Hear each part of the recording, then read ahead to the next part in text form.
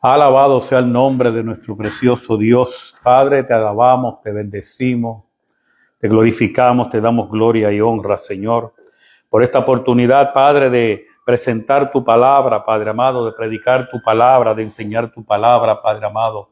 Pedimos que tú bendigas la vida de todos aquellos que habrán de conectarse, Señor, los que estamos aquí presentes, Padre amado, que tú hables a lo más profundo de nuestro corazón, Señor, que sea una palabra que penetre hasta lo más profundo, Señor, y transforme nuestra vida, nuestro pensamiento, Señor, nuestras actitudes, Padre amado, para que podamos continuar, Señor, caminando, Padre amado, en esa luz que es Cristo, Padre amado, y podamos cumplir con la voluntad que tú tienes para cada uno de nosotros todos los días de nuestra vida, Señor.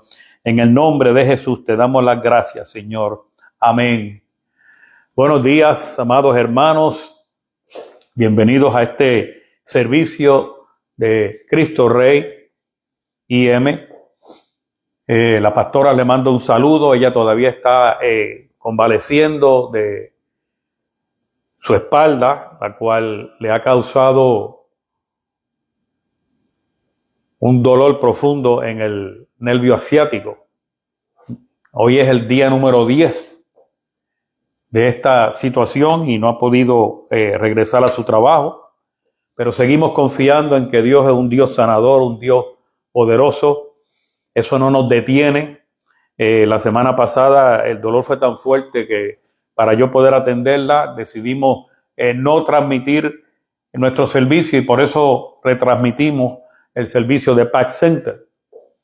Porque no importa de dónde llegue la palabra, lo importante es que usted siga siendo nutrido de la palabra de Dios.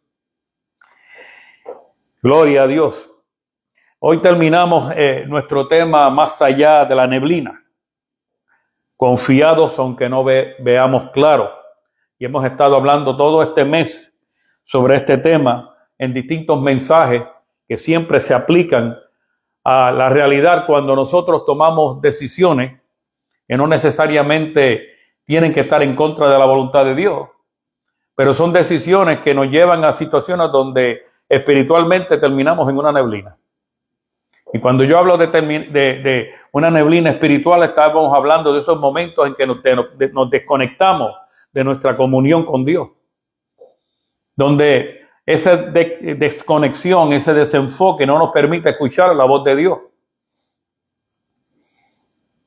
O cuando simplemente, consciente o inconscientemente, con las decisiones que tomamos, estamos desobediendo lo que Dios quiere que hagamos en nuestra vida. Yo les conté el jueves que el miércoles fue un día muy difícil porque a causa del dolor que la pastora estaba sufriendo, ella me dijo, llévame a la clínica, al hospital, un hospital que tiene Disney allí, que es donde ella siempre ve a su médico. Y nosotros salimos para allí, nos refirieron a otro lugar, yo puse el GPS me llevó a ese lugar, y el lugar donde yo estaba, ya la clínica que había allí, que era un walking clinic, se había movido de lugar, no habían dejado dirección. Yo no sabía dónde encontraba, pero busqué en el internet, y gracias a Dios que allí había una buena conexión. Me dijeron dónde estaba la clínica. Fuimos a esa clínica y la clínica ya no hace walk-ins. Entonces tuvimos que salir para Orlando. Y en Orlando nos dijeron que prácticamente lo mismo que hicimos el primer día, cuando la llevé a emergencia, era lo mismo que ellos iban a hacer. Por lo tanto, 0 más 0 es igual a 0, más 0 es igual a 0. Decidimos regresar a la casa. Y en aquel momento, cuando llegamos a la casa, le dijimos, ¿sabes qué, Señor? Ya hicimos lo que podíamos hacer. Te la pongo y te la entrego en tus manos. Y continúa tú haciendo la obra. ¿Quién sabe si hubiéramos hecho eso por la mañana, nos hubiéramos evitado toda esa neblina que sufrimos durante el día? No sé si me están entendiendo lo que lo quiero decir, pero hay veces que tomamos decisiones y caemos en circunstancias que nos desenfocan por un breve momento de lo que Dios verdaderamente quiere y desea hacer en nuestra vida. Y tal fue el caso del rey de Judá, el rey Josafat, en Segunda de Crónicas, capítulo 19, versículos 1 al 3, donde leemos de la siguiente manera: Josafat, rey de Judá, volvió en paz a su casa en Jerusalén. ¿Cómo volvió él? En paz. El hombre iba contento. Si hubiera sido boricua, iba cantando una salsa o un merengue, o sabrá Dios qué. Pero la cosa fue que el rey, dice aquí, volvió en paz a su casa en Jerusalén. Y le salió al encuentro el vidente Jehú, hijo de Anani, o sea, un profeta. Y le dijo al rey Josafat: al impío das ayuda y amas a los que aborrecen a Jehová. Pues has salido de la presencia de Jehová a ira contra ti por esto. Yo te garantizo que en ese momento aquel gozo, salud, aquella paz, aquella tranquilidad que él tenía se le fue. Le dijo: al impío das ayuda y amas a los que aborrecen a Jehová. Pues has salido de la presencia de Jehová a ira contra ti. O sea, Dios no estaba muy contento con él. Versículo 3 dice: pero se ha hallado en ti buenas cosas, por cuanto has quitado de la tierra las imágenes de acera y has dispuesto tu corazón para buscar a Dios. Para que podamos entender lo que está ocurriendo aquí, vayamos brevemente a manera de introducción al contexto histórico. Josafat, el rey de Judá, fue un hombre piadoso, reformador y temeroso de Dios. Fue un hombre temeroso de Dios. Pero acá, por el contrario, fue un idólatra que se dejó influenciar por su esposa Jezabel, la cual promovió el culto de Baal. ¿Se acuerdan aquella historia cuando el profeta Elías reunió a los profetas de Baal? Cavó como una especie de cisterna, puso leña en el mismo medio, le vació, 4 cántaros de agua, que se llenó aquella cisterna de agua, y le dijo: adoren a Dios ahora. Adoren a su Dios, adoren a Baal y pídanle que baje fuego del cielo. Ellos estuvieron la mitad del día, se cortaron, se dieron golpes, gritaron, y cuando ya no pudieron más nada, vino el profeta y le echó más agua todavía y dijo: el Dios que mande fuego del cielo, ese es el verdadero Dios, y si él no sale cogiendo, le hubiera caído el fuego encima. ¿Recuerdan de esa historia? De ese Acabe que estamos hablando y de esa Jezabel. Y el problema fue que el error que cometió Josafat fue que, a pesar de ser un hombre temeroso de Dios, hizo una alianza con ese rey Acab, ese rey impío de Israel. Y esto a causa de un parentesco y por conveniencia militar. Porque hubo un matrimonio entre sus familias y también hubo una alianza política. Una decisión cuyo propósito fue el de fortalecer la paz y la cooperación entre ambos reinos. Por eso tenemos que ser sabios hoy en día con quién nosotros nos aliamos. Tenemos que ser sabios y orarle a Dios y buscar la presencia de Dios cuando nuestros hijos aparecen con muchachitas o con muchachitos que, pues, el muchachito guapito, la muchachita lo más mona, pero no sabemos el background familiar que tienen. No sabemos de qué familia vienen. Y es necesario que nosotros seamos sabios y en oración presentemos batallas en el mundo espiritual para que podamos bendecir a nuestros hijos y que Dios haga la obra. De manera que esta decisión más tarde trajo consecuencias espirituales negativas al pueblo de Judá, porque su hijo Joram imitó la maldad de la casa de Acab, como lo podemos ver en Segunda de Reyes, capítulo 8, versículo 18. No tengo tiempo de ir ahí. Atalía, su yerna, más tarde usurpó el trono y trató de exterminar la descendencia real de David. Segunda de Reyes, capítulo 11, versículo 1. Apúntelo y después lo leen. De modo que aquel parentesco fue a causa del matrimonio entre Joram, el hijo de Josafat, y Atalía, la hija de Acab y Jezabel. Esa alianza familiar, aunque sus motivaciones fueron políticas, probablemente desde la perspectiva del rey de Judá, yo no hice nada malo. Su resultado final fue uno de corrupción espiritual y trajo graves consecuencias para Judá. Entonces podemos ver que Dios, por su misericordia, lo deja volver en paz. Pero enseguida lo confronta con amor por medio del profeta Jehú, como leímos en el primer versículo, en el segundo versículo, perdón, donde le dice: al impío das ayuda y amas a los que aborrecen a Jehová. Pues por esto ha salido de la presencia de Jehová ira contra ti. Ahí lo está confrontando, pero se haya hallado en ti buenas obras. O sea que Dios no iba a caerle a golpe. Dios no iba a hacer que se abriera la tierra y lo tragara, o que cayera fuego del cielo y lo consumiera. Dios no iba a hacer eso. Yo vengo a decirte en esta preciosa mañana, amado, que Dios no solo ve nuestros errores, Dios no solamente ve nuestras malas decisiones, Dios no ve lo cabeceduro que somos nada más. Dios ve lo bueno que hay dentro de nosotros, que Él mismo ha sembrado. Por eso el mensaje de hoy lo podemos resumir en una frase: Dios corrige al que ama, no para destruirlos, sino para realinearlos, para reenfocarnos con su reino. Porque cuando cometemos errores, hay momentos en que entramos en una neblina espiritual. Son momentos en que necesitamos ser corregidos por Dios. Debemos entender que la corrección divina no es a causa de su ira, sino de su amor, de su bondad y su misericordia. Dios no nos corrige porque nos hemos portado tan y tan mal, que como hacíamos nosotros, por lo menos como hice yo con mis hijos, porque fue lo que aprendí de mi padre. Ahí venía el cocotazo, ahí venía el jalón de oreja.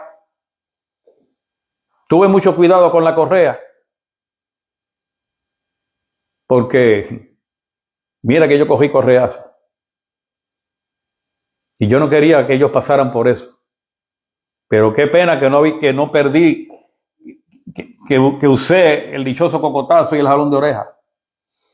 Y la pastora empezó a jalarme las orejas a mí y a darme cocotazos, protestando al particular. No lo hice, pero te puse nuevo. Por eso, como ella dice, no lo hizo, pero me puso nuevo. Eso es a lo que me referí.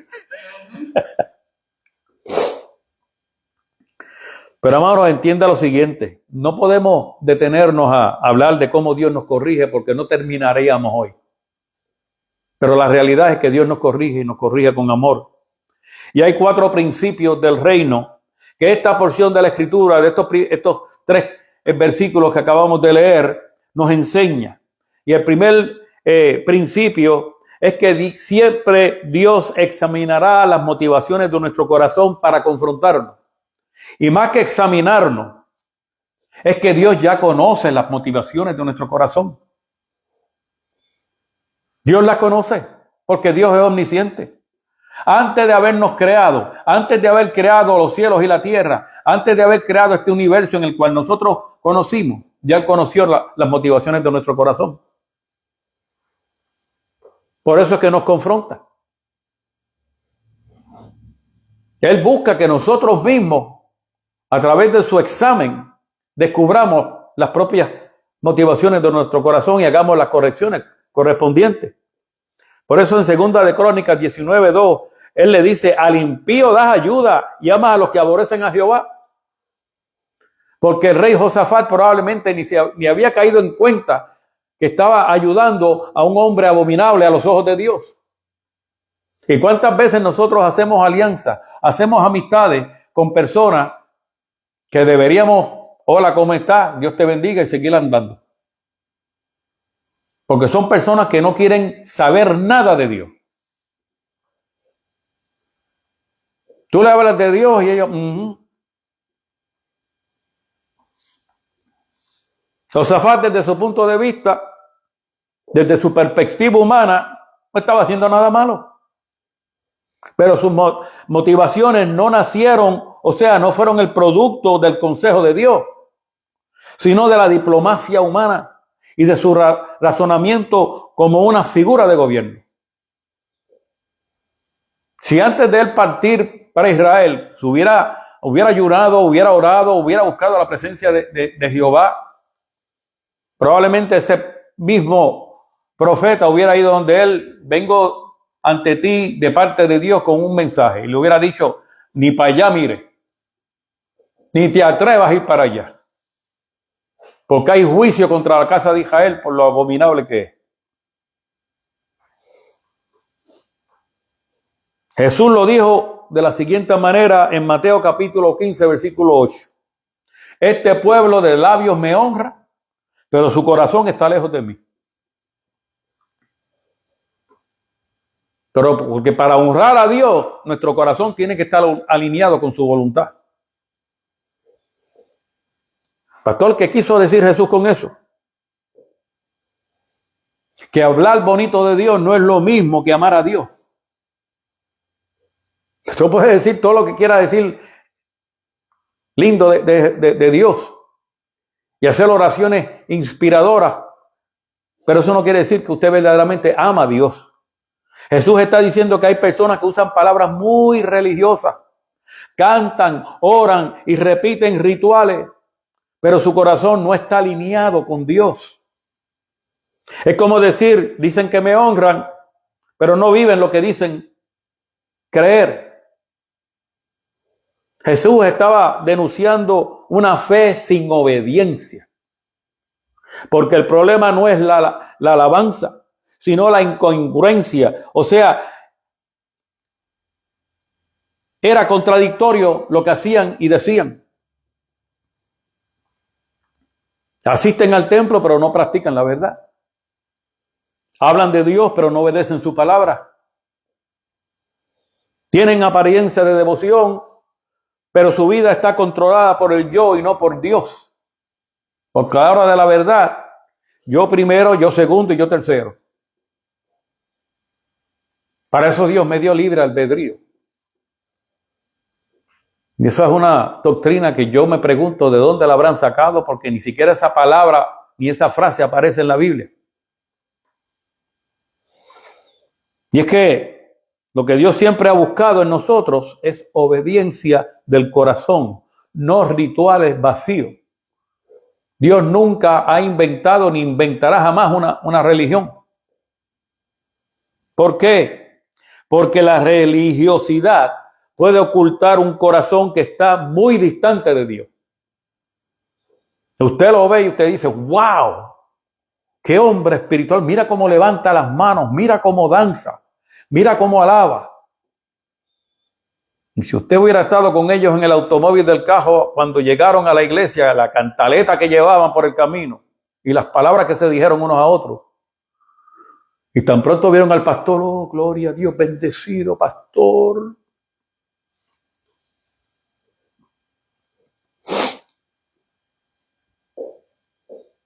La religiosidad puede ocultar un corazón que está muy distante de Dios. Ejemplo de esto son los fariseos. Hacían todo correcto externamente. Sabían la ley, tenían tradiciones, cumplían con todos los ritos y hasta se inventaban otros. Pero su corazón estaba lleno de orgullo, centrado en apariencia, alejado del amor y de la justicia, y no tenían el más mínimo deseo real de agradarle a Dios. Por eso Jesús les dice que su adoración era vacía, porque Dios mira el corazón, no las apariencias. Lo que Jesús busca es sinceridad, no perfección, amado. Dios no pide que seamos perfectos, sino auténticos.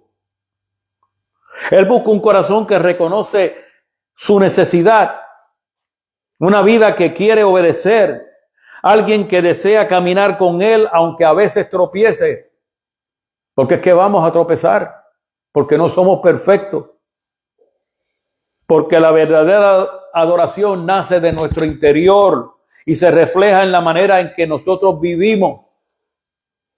De modo que lo que Jesús quiso decir es que la verdadera devoción no se mide por lo que nosotros decimos con la boca, sino por lo que nosotros vivimos con nuestro corazón. Porque aunque el honrar a Dios con nuestros labios es bueno, de hecho la palabra nos exhorta que lo hagamos, pero si no hay obediencia, si no hay amor, si no hay humildad, si no hay una entrega sincera, esa adoración no tiene ningún valor delante de Dios. No va a pasar del techo. Es allí cuando entramos en una neblina espiritual. Antes de actuar, pregúntete, amado, ¿esto que quiero hacer nace del amor del Padre o de la búsqueda de aprobación? La decisión que he tomado, lo que yo quiero hacer, ¿es porque quiero sentirme grande ante los hombres? ¿Es porque quiero impresionar a alguien? ¿Es porque si no lo hago así, no lo voy a conseguir? Porque de otra manera Dios no me lo va a dar, pero como yo lo quiero, lo voy a hacer. Dígale a Dios, Padre, examina mis motivaciones. Donde quiera que tú te encuentres, de corazón dile a Dios, Dios mío, examina mis motivaciones. ¿Por qué examina mis motivaciones? Dios las conoce, pero tiene que revelártelas. Tiene que hacer algo dentro de ti que tú te des cuenta y veas la verdadera cara tuya ante un espejo espiritual. Segundo principio, Dios nos corrige, pero no nos desecha. Dios nos corrige, pero no nos desecha. Por eso en Segunda de Crónicas, capítulo 19, versículo 3, el profeta le dice, pero se han hallado en ti buenas cosas. Porque Dios no solamente ve nuestras fallas, Dios no solamente ve nuestros errores, Dios no solamente ve nuestras debilidades, Dios ve también nuestra fe. Cuando verdaderamente en lo más profundo de nuestro corazón deseamos hacer su voluntad, deseamos servirle, deseamos agradarle, deseamos tener una vida perfecta delante de Él. Pero cometemos errores, tomamos malas decisiones.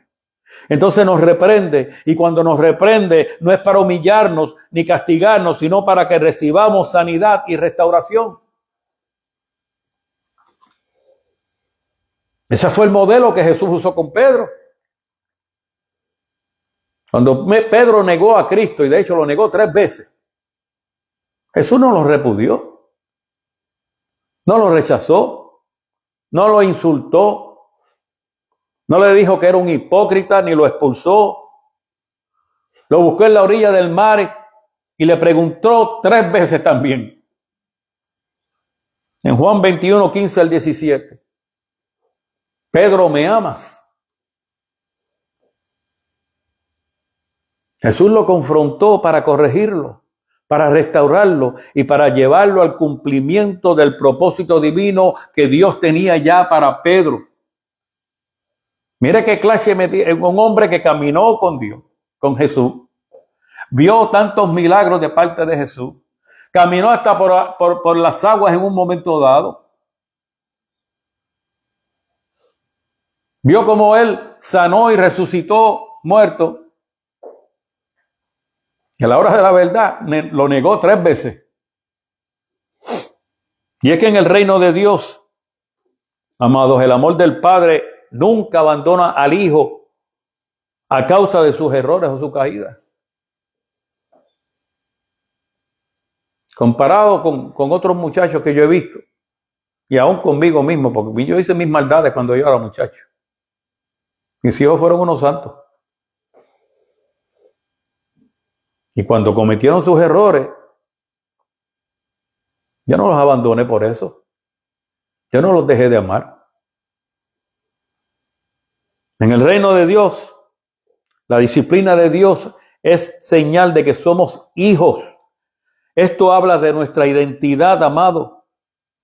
Por eso Hebreos capítulo 12, versículos 6 dice, porque el Señor al que ama disciplina y azota a todo aquel que recibe por hijo.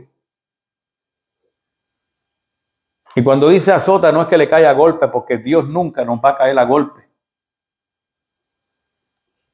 Pero a veces pasamos por unas pruebitas donde oramos y oramos y oramos y oramos y parece que no sucede nada. Y es que Dios obra poco a poco para que comprendamos que sin Él no somos nada. Porque nosotros no somos nadie para torcerle la mano a Dios. ¿Me sanas ahora? ¿Cómo es posible que me hagas sufrir todo lo que he hecho por ti? Y empezamos a sacarle cara. Pero Dios me libre de hacer semejante cosa. En el reino de Dios, Él no borra nuestra historia. Más bien la usa para construir nuestro testimonio, para modificar nuestro carácter. De modo que si estás siendo corregido, es porque Dios todavía confía en ti. Todavía Él tiene esperanza en ti. Porque Él quiere sacarte a la luz. Él quiere sacarte de esa neblina espiritual. Tercer principio. La devoción personal protege nuestra autoridad espiritual. Y quiero que repitas esto donde quiera que te encuentres. Nuestra devoción personal protege nuestra autoridad espiritual. Usted quiere tener autoridad en el mundo espiritual, autoridad sobre la enfermedad, autoridad sobre las huestes celestiales de maldad en las regiones celestes. Practique la devoción diaria con Dios. Por eso el profeta Jehú le dice a Josafat, rey de Judá, has dispuesto tu corazón para buscar a Dios. Estaba diciendo, tú eres un hombre que busca a Dios. Tú eres un hombre que por la mañana sacas tiempo para hablar con Dios y para que Dios te hable. Y aquí vemos cómo la devoción fue lo que mantuvo a Josafat conectado al favor divino. Porque aunque nos mantengamos en conexión a Dios, podemos cometer un error en cualquier momento. Nuestra devoción a Dios no es garantía de que no vamos a cometer errores. Sí, vamos a cometer errores, pero Dios nos va a corregir con amor. Esto es un principio del reino irrefutable, amado. La intimidad con Dios desarrolla y sostiene nuestra autoridad espiritual. Usted quiere ser una persona con unos músculos poderosos, con un buen six-pack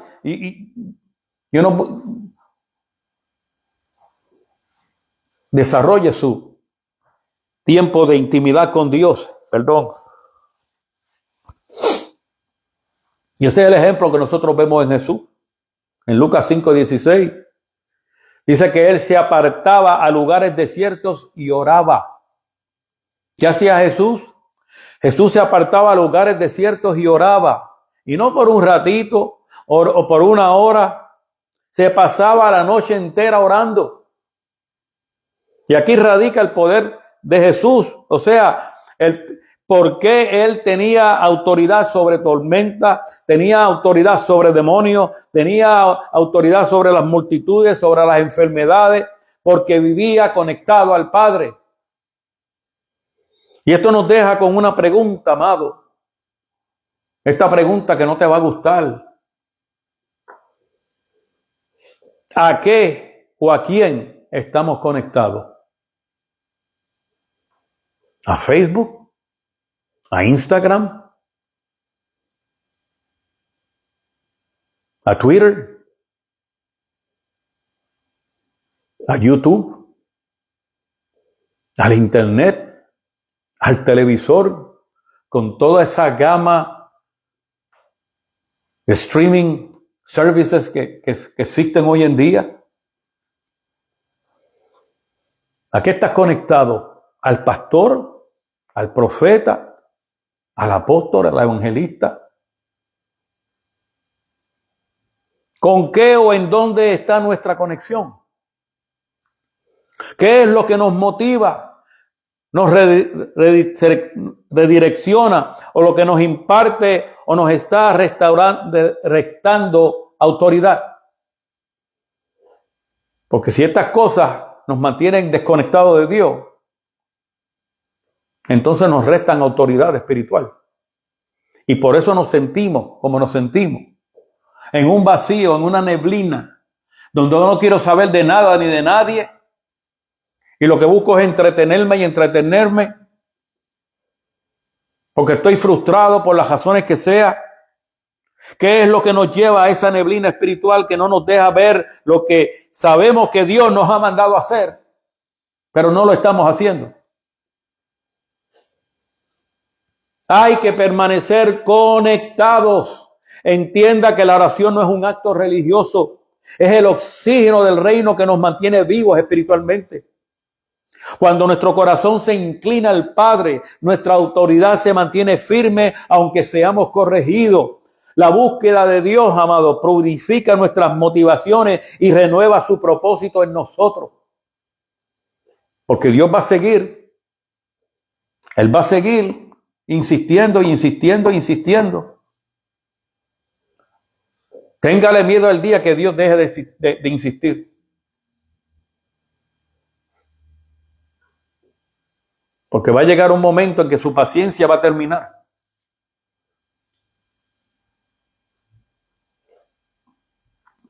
Escriba en algún lugar, escríbalo. Y recuérdeselo toda esta semana. Quiero volver a buscarte de corazón. Quiero volver a buscarte de corazón.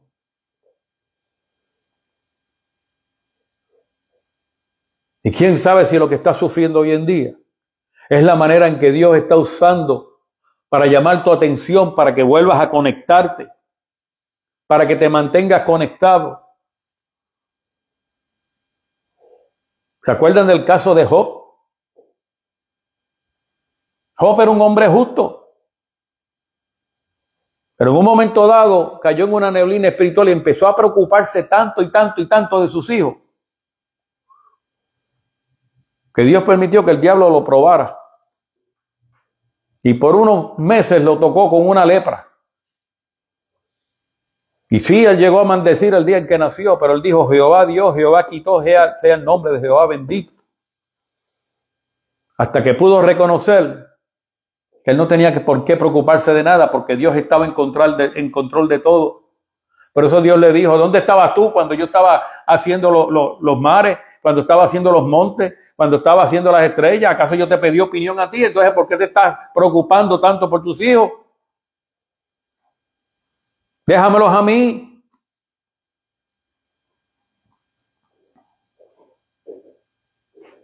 Tenemos que volver a buscar de Dios de corazón.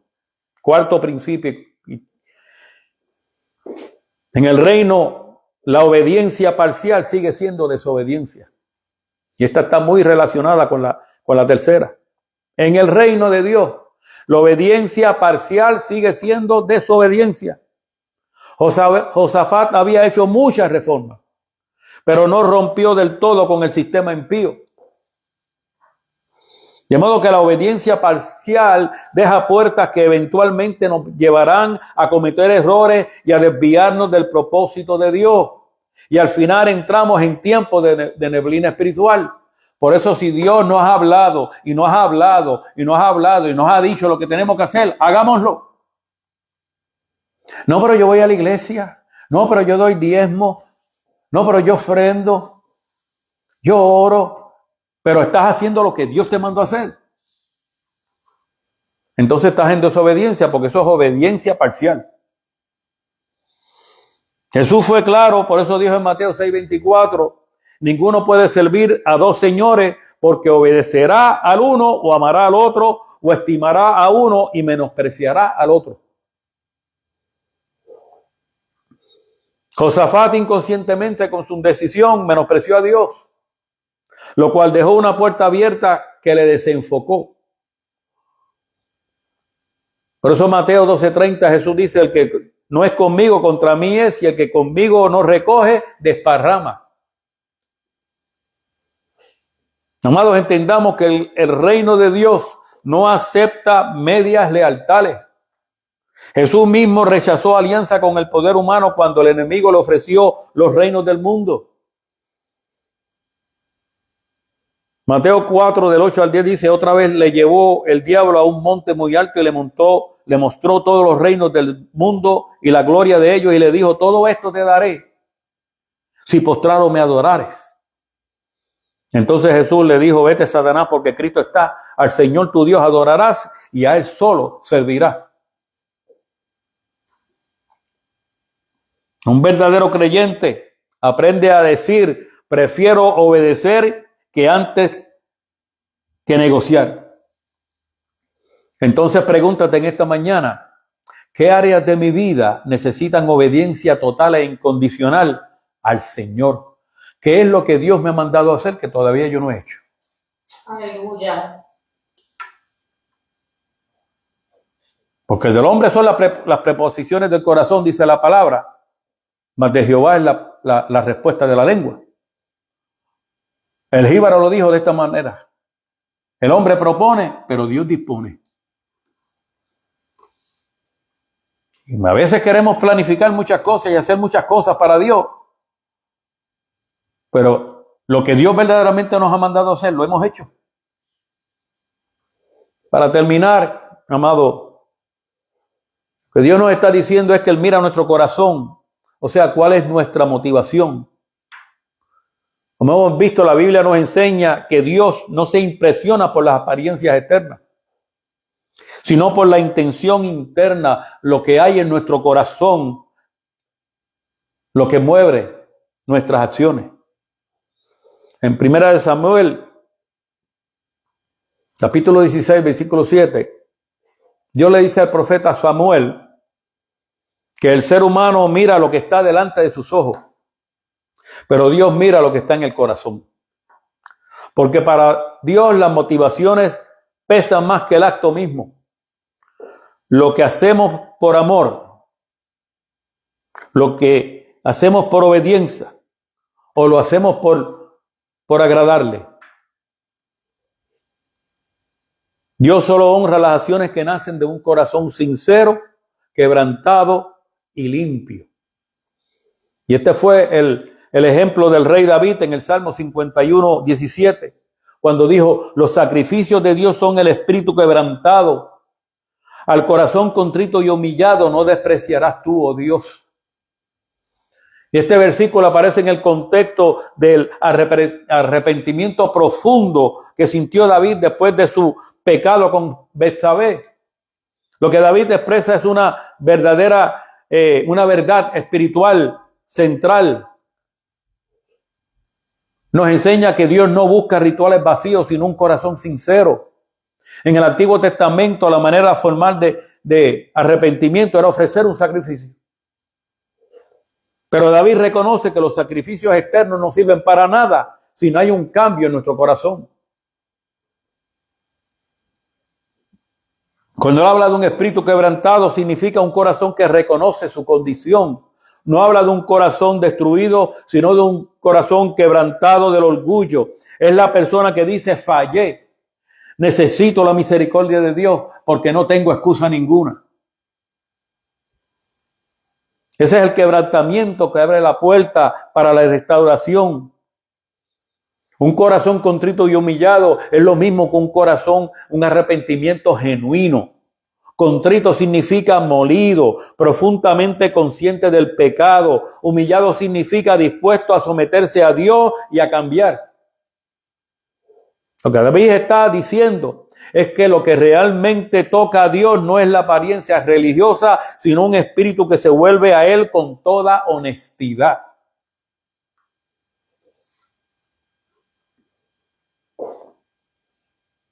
David en esta porción del Salmo nos dice que Dios jamás rechaza al que se humilla. La promesa es clara.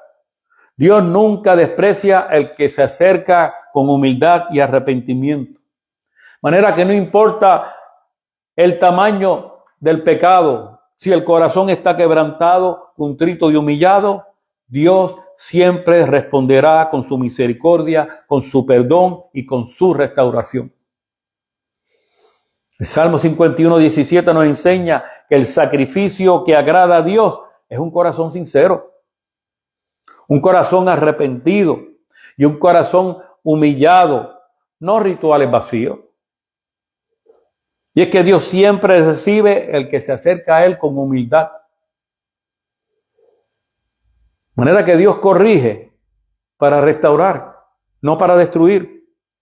En toda disciplina divina y también en la corrección entre creyentes, el propósito nunca es humillar, sino sanar y reconciliar. Como ya dijimos en Hebreos 12:6, Dios corrige al que ama. Y en Gálatas 6:1 dice que ordena restaurar al caído con espíritu de mansedumbre. De modo que en el reino la corrección siempre apunta a levantar, no a aplastar, no a enderezar, no a desechar al que falló. Dios nunca nos va a rechazar. Debemos reafirmar nuestra devoción como fuente de autoridad. En la Biblia, la verdadera autoridad espiritual no proviene del cargo, ni de la experiencia, ni mucho menos del conocimiento. La verdadera autoridad espiritual proviene de una vida devota a Dios. Por eso la autoridad de Jesús fluía de su comunión constante con el Padre. Sin comunión constante con el Padre, no vamos a alcanzar jamás y nunca nada. Los discípulos tenían autoridad porque habían estado con Jesús. Nuestra devoción, o sea, nuestra oración, nuestra obediencia y nuestra intimidad es lo que da peso espiritual a nuestras palabras y respaldo a nuestras acciones. Ningún demonio se va a someter a una persona que no tiene ninguna relación con Dios, que te va a caer en la cara.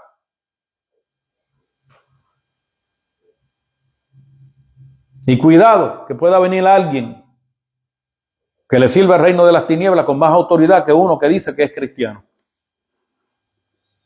Y de momento las cosas empiezan a salirte mal, porque descuidaste tu autoridad espiritual por las cosas que estás permitiendo en tu mente y en tu corazón.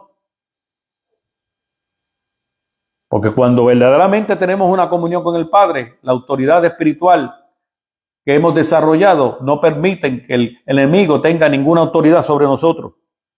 Saúl perdió el favor de Dios precisamente por guardar lo mejor. Cuando Dios le había dicho que destruyera todo. 1 Samuel 15.